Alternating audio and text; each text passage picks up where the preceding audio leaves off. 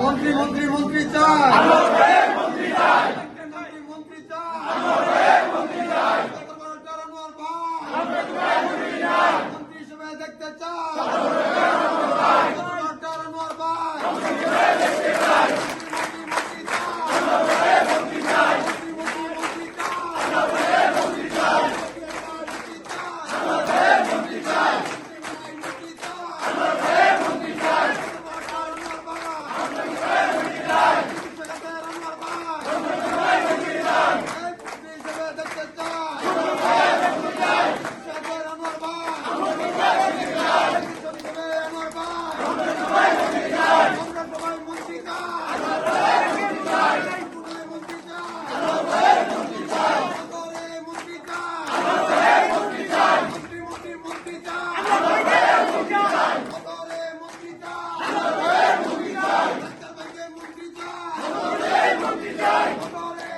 আনোয়ার বাইরে মন্ত্রী চাই আমরা। এই স্বাস্থ্য খাত উন্নতি হবে, এমনকি ডাক্তারও ভালো। আমরা চিকিৎসার জন্য নেত্রকোনা পিছিয়ে আছে, আমরা চিকিৎসার জন্য আনোয়ার বাইরে মন্ত্রী চাই। আনোয়ার বাইরে আমরা মন্ত্রী চাই, ফ্রি চিকিৎসা করে উনি চিকিৎসার জন্য ভালো, আমরা চিকিৎসা পাইম ভালো। যদি মন্ত্রী হয়, আমরা মন্ত্রী চাই আনোয়ার বাইরে।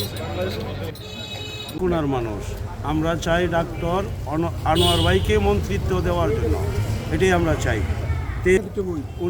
উনি একজন ডক্টর মানুষ, উনি অনেক রুগীর আরে খুব ভালো করে দেখছেন, বিনা পয়সায় চিকিৎসা করছেন। ওনারা যদি মন্ত্রিত্ব দেন তাহলে আমরা অনেক সুখী হব। আমরা জানি উনি হচ্ছে আমাদের বৃহত্তর ময়মনসিংহের একজন জনপ্রিয় রাজনীতিবিদ হওয়ার পাশাপাশি তিনি হচ্ছে বৃহত্তর ময়মনসিংহ না শুধু, উনি পুরো বাংলাদেশের একজন জনপ্রিয় অর্থোপেডিক্সের ডাক্তার। আমাদের নেত্রকোনা থেকে শুরু করে আমরা জানি যে আমাদের নেত্রকোনার আশপাশে যে উপজেলাগুলো আছে, প্রত্যেকটা উপজেলাতে হচ্ছে স্বাস্থ্যখাতের একটি বেহাল দশা। উনি যদি আমাদের নেত্রকোনার সদর থেকে যদি স্বাস্থ্যমন্ত্রী হন, তাহলে আমাদের নেত্রকোনার যে স্বাস্থ্যখাতের যে বেহাল দশা থেকে আমরা নেত্রকোনাবাসী রক্ষা পাবো। অধ্যাপক ডাক্তার মোহাম্মদ আনোয়ারুল হক উনি সাংগঠনিকভাবে যেমন জনপ্রিয় এবং জনপ্রতিনিধি হিসেবেও উনি অনেক জনপ্রিয়, ইতিমধ্যে আপনারা জেনেন এবং অবগত।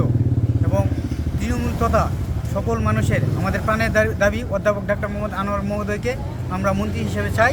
এবং উনি যদি মন্ত্রী হয়, নেত্রকোনা সদর তথা 10টি উপজেলা সবার সেবা করতে পারবেন। কারণ সবারই নেত্রকোনা সদরে যদি মন্ত্রিত্ব আসে, তো উনি এই সদরের মাধ্যমে 10টি উপজেলার সার্ভিস দিতে পারবেন। আমরা এই হিসাবে এই বিবেচনায় ওনাকে মন্ত্রিত্ব হিসেবে দেখতে চাই।